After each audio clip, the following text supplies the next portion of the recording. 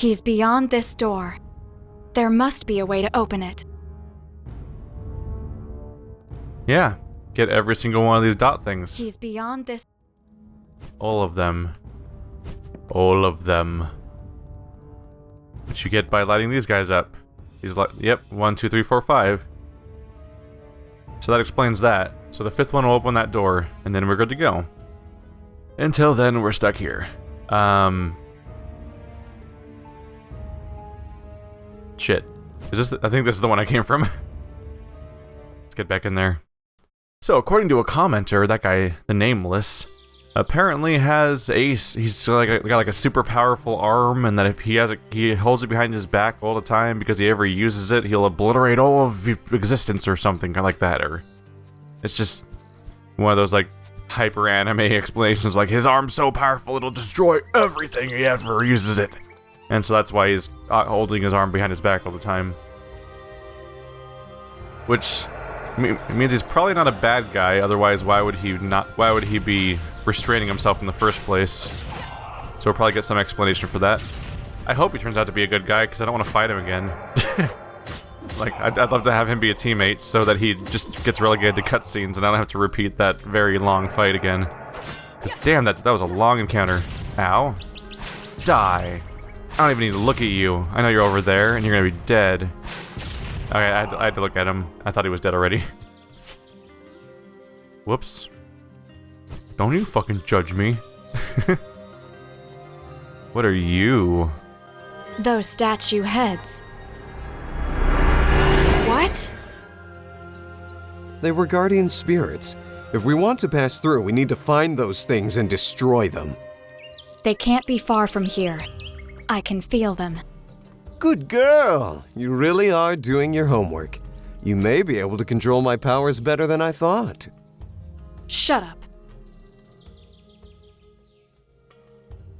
I will say that when you're a low-budget game, it's wait, the masks go away? Oh look, the entire wall's a head too.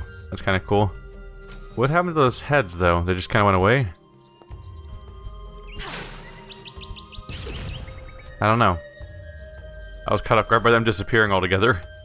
If you're making a low-budget game, it's probably a good idea to make levels like this that are kind of these open environments to explore. Because look, there's landmarks. There's the tall pillar. There's Stonehenge in the middle. There's little heads, and like I can see this ring from across the whole map, so you can see them from in the distance.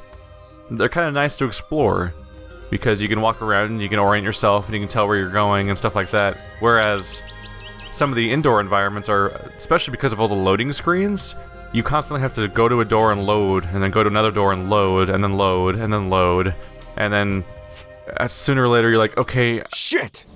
You remember what I said to you before about being careful with higher Knopf? That's a queen!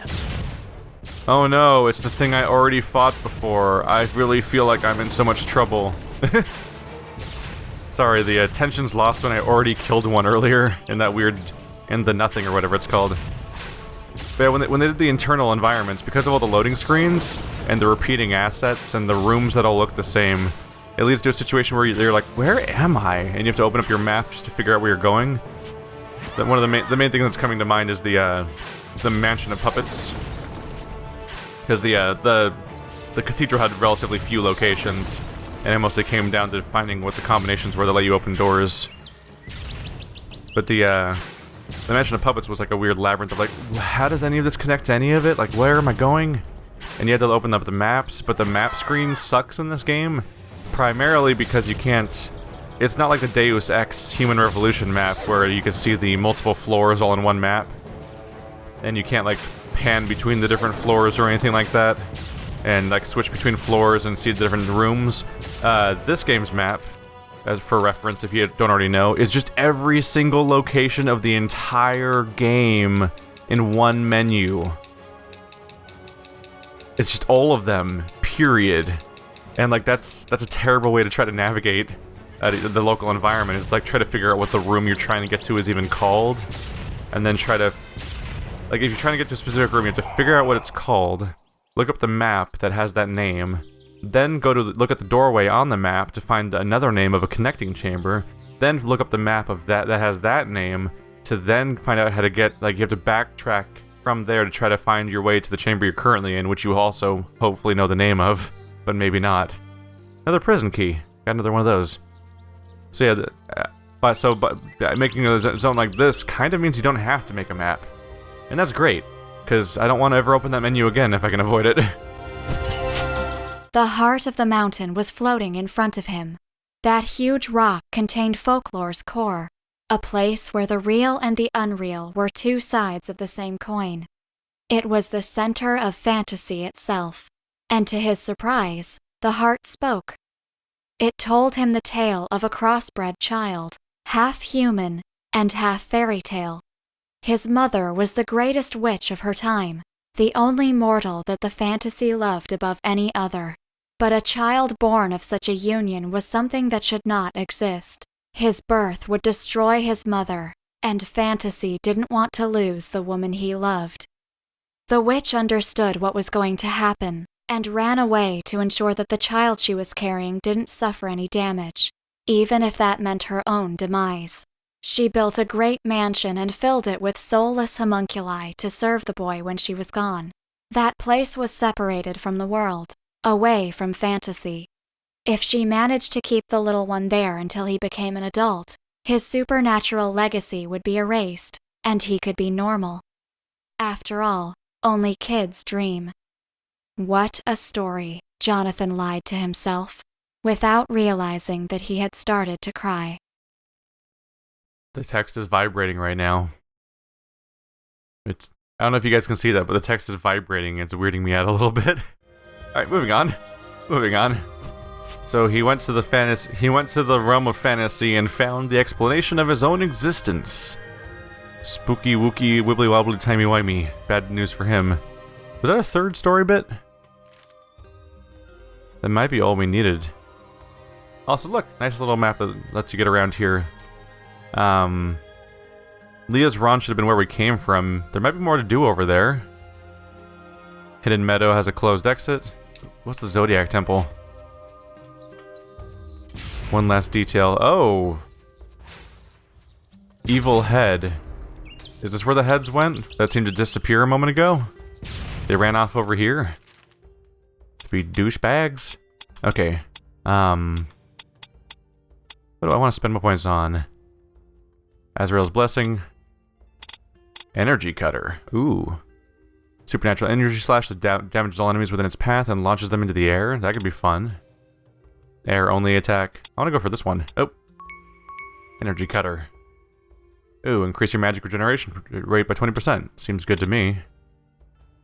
Ranged magic linear beam can be charged up by pressing down the activation button. Some of these attacks seem a little redundant, actually. They're all linear projectiles. Magic regeneration seems like the obvious choice right now. Let's go further into melee a bit. Key regeneration increase would be good. Ooh. Circular attack, thank you. Sounds good to me. And I believe by picking that up, we just unlocked 3 different stat upgrades, because this is connected to previous skills in 3 different directions, so we got those 3 upgrades simultaneously, I believe. I'll go for the key regeneration rate. So let's see about equipping these new items. I could do Energy Cutter on Y. There we go. And then the Dark Beam and Launcher. Instead of Launcher, we'll try Circular Claws. Let's check this out. Ooh, careful about that. It's a big attack, but it's slow. That'll be fun. How you feeling, buddy? I don't think he can hurt me here. Alright. Well, this is heavily exploitable. Ta-da! Ta-da! Just gotta wait for that regeneration to happen relatively slowly, but yeah, why not? And because I finally have an attack that cuts through things, he can't stop it by shooting his own projectile. So they were earlier. We were dealing with the fact that my opponent had projectiles that would destroy my projectiles. Now the tables have turned. I have a projectile that destroys his, but doesn't get destroyed. All right, goodbye, Deity Totem. Is that the other one over there? That's a tree. Is that the other one over there? I think that is yeah, that's the other one over there. Let's go check him out. I'm sure he'll be a good friend. Oh, hi. Hi, everyone. I gotcha. Whoa, that was effective. Effective indeed. We got fun new powers. That's kind of nice. That'll add more to the gameplay variety. That I actually have skills to use. Because all the early game upgrades are honestly pretty boring. So are you going to be resistant to... She might be resistant to my damage? Yeah, it looks like it. 17's pretty low. So instead we'll probably want to get into melee range, do this. Oh yeah, that's effective. Ow. Ow.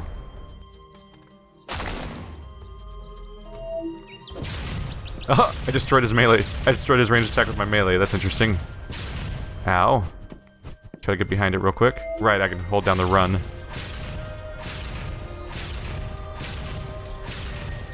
You done? There we go. Alright, well this is really easy. Just keep this cycle tight. The circle tight for running. Ow. Dick. We're almost there though. Uh-oh. Range! Oh no. Okay, these are annoyingly frequent laser blasts. Got him. Both guardians have fallen. The seal is broken. I understand the idea was that we were supposed to go kill the two masks to open the door. It felt like I should have seen them move? I don't know, maybe I missed it somehow? But it seemed like they just, like, they were right there in front of me, and then the cutscene ended and bloop!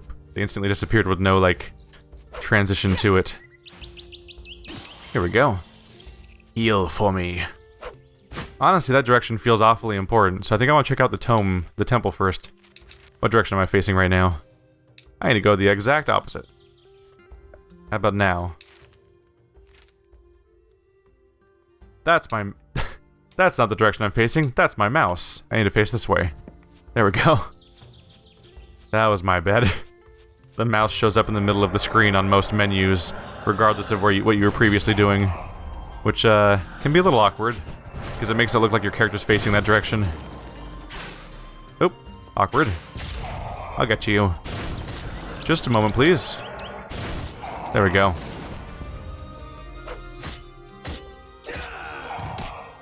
Gotcha. The combat's getting better. Having actual abilities to use definitely makes it more interesting, and this zone seems to have more interestingly designed characters because they're constantly encouraging you to switch between two characters and embrace the differences between the two. In general, I think this might be the best designed zone. My qualms with the pointless moving platform segments of the game aside. It's not a weird nightmare labyrinth like the first one. It's not boring and tedious like the cathedral was. Bahamut. Bahamut. Okay. It's a magic item. Might not be an upgrade though. This whole place feels lower level, which is weird. I wonder if I would have technically had access to it earlier. If I probably could have come in this door right off the bat, I suppose. It's just weird that it's marked as location number 3. Because it seems like it might be intended for earlier play than that. Hey, it's Zero Face or Zero Mask. We meet again, Wanderer of Arcane. Do you happen to know anything about this place? What's happening here? I'm not sure. In my own way, I'm as lost as you are. I can only say that this is a place of memories, made of memories. If you look around with care, you may find fragments of the very essence of this place. What do you mean? Let me give you an example. The zodiac seals and the columns of this area have some very special features. Activated by a normal being, they become white and pure, but when activated by a dark entity, they darken. If you combine the seal's colors properly, you may obtain a result that can be very useful for you. To know which color each seal must be, you should check the masks that are beside them. If the mask is telling a lie, you must make the seal dark. Whereas, if it's telling the truth, the seal must be white. There's at least one thing I can assure you. The Mask of Leo is telling the truth. But what if you're the liar? After all, you're dark. Bum bum bum, this game's encouraging racism. Oh weird, his mask has a shadow. But only his mask. That's freaky. Hey buddy. Oh, hi. Let's see what's in here then. So the Mask of Leo is telling the truth. Did we just go back to the previous... Huh. We're here again. Interesting. So now we almost have an explanation of the previous zone.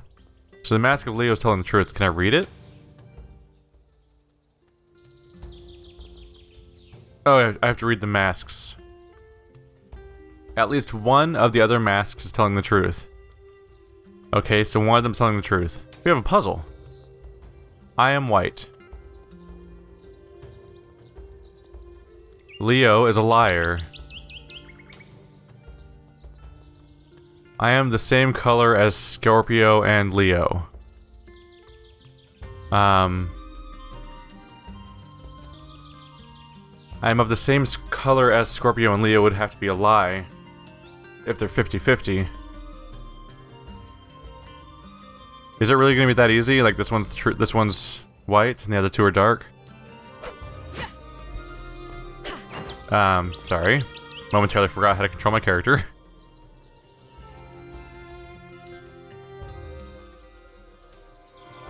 Oh, come on, man.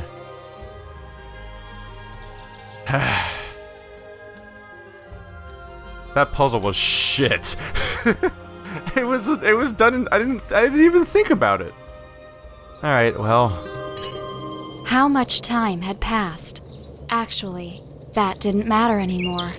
The human half of Jonathan allowed him to survive to what was supposed to be the end of the fantasy. In those chaotic days, his father tried to devour him. It was the last thing he did before dying. Perhaps he still hated Jonathan for his mother's death, or maybe he was just trying to absorb the magic inside of him in order to survive. One way or another, the result was, ironically, the opposite.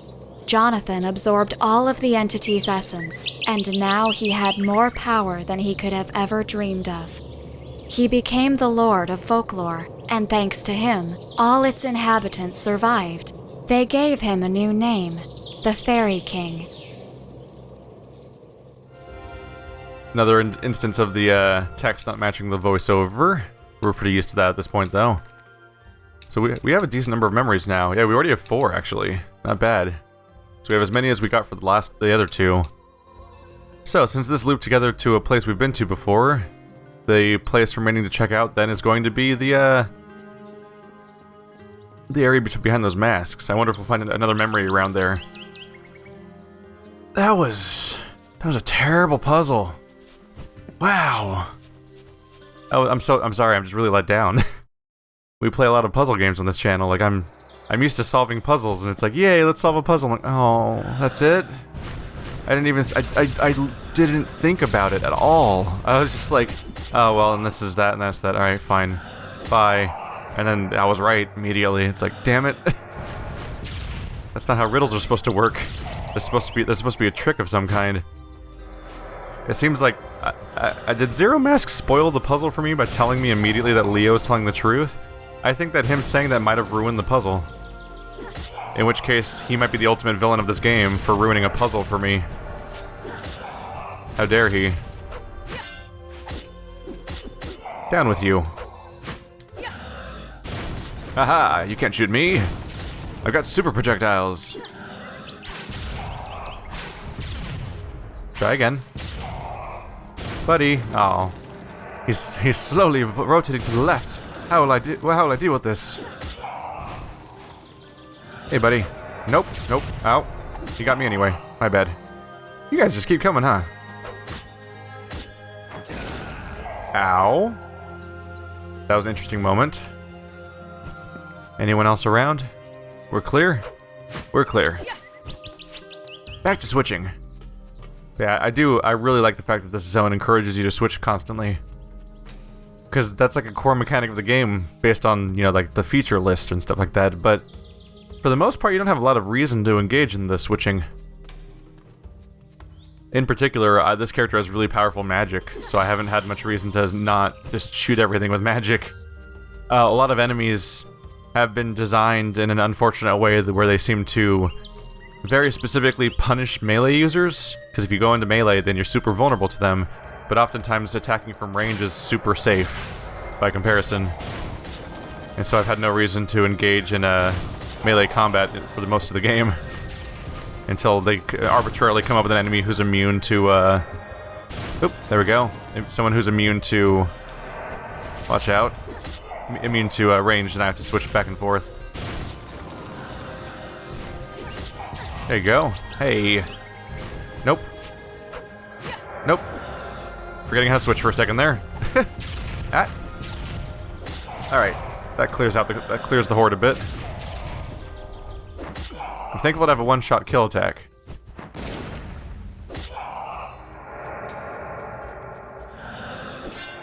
Being able to clear a crowd of them like that's actually really handy. Oh, I was out of key. Whoops. I tried to attack without key. Oh. Oh! Off-camera enemies. Look at you surprises hanging out over there. Gotcha. Just gotta wait a little bit. Incoming street shark! Aw. A street shark attack failed me. Temporarily. Palm strike. Anyone else? Not so much. Alright, cool. Let's get out of here. Wait. Got turned around a little bit. Where did we leave the weird ring? There's a map for this reason. Oopsie. Let's reopen that from scratch real quick. Accidentally scrolled away. It's gonna be to my right. That way. There we go. Yeah, there's the ring. I didn't recognize you without the glowy bit in the middle. Should I go for that item over there? It's usually a heal. We're slightly wounded. I'm just as likely to regain that from combat. So let's see what this circle has in store for me. I'm here. Take me to your leader. Hi. You look big and friendly. Giant mask man. Giant head wall. Oh look, a boss fight. I'm shocked. Oh, not a boss fight, but fight. Oh, did they get weaker? No, they didn't. Let's take... So the logical thing here is to take out all the ranged characters first. Or, I mean, take out the ones I can from a range first. Because I don't have to worry about being hit as much from here. No, not him. No, not him. Why are you aiming at him specifically? That's a... okay, my camera wasn't even facing that guy. Come on. There we go. Alright. Murder time. Oh. You both dead? Nope. Didn't know if that would hit behind me or not. I'm coming for you. I got you. Oh, hi. Oh. Okay. Nice to meet you, sir. Just gonna try to kill you from here if I can. Oh, come on. It doesn't have to shoot in front of it. It can just shoot in any direction, it feels like. That seems dumb.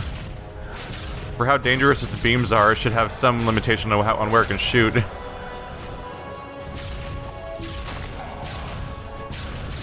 God damn it, there's too much shit going on immediately. What the fuck, man? What is this encounter design I'm dealing with right now? Alright. Ah, shit. Just take this guy out real quick. There we go. We're clear. Until the next wave of danger comes up, I mean. Can I heal you real quick with this? There we can. Oh, hi. There's two of you. Nice to meet you too. That's not what I meant to do. My bad. I meant to do this. Alright. There we go. That's satisfying. Guess who deserves this? Is it more damage to do this one? Yeah, probably. I can spam it more. We're fighting Neos. Oh no. It's the Neo Alpha and the Neo Beta. Oh, it's their Noths. Never mind. I forgot their name, and it was hard to read it from that distance, so I thought it said Neo. I'm trying to make a dumb joke about the Alpha and the Beta of that game that are coming out. Ow. That game seriously kicked my ass. Alright, one down.